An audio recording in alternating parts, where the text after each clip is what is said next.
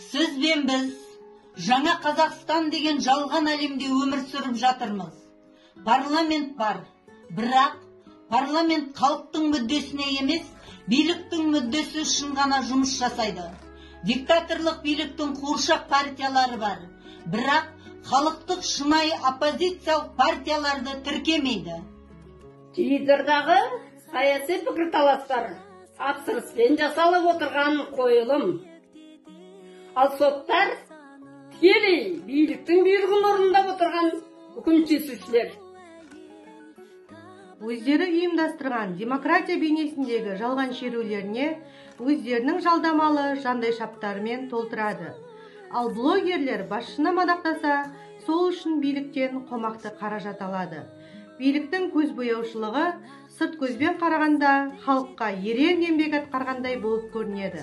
Ал іс жүзіне келгенде мүлдем шындыққа жанаспайды.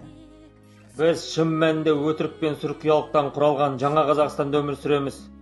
Шынайы өмірде оның ішкі бейнесі сұмдық әрі қорқынышты. 2019 жылға дейін елде бірде-бір саяси тұтқын әйел адам болған емес. Бірақ 2022 жылы қаңтарда Айтқұлова Нұралия қаза тапты.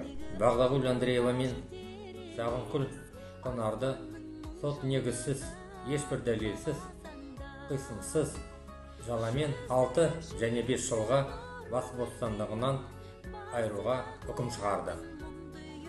Ал Салтанат Құспанқызы мен Наталья Дәулетиярова сынды аруларымыз бірнеше жылдан бері отбасы мен достарынан жырақ тар қапаста қамауда жатыр.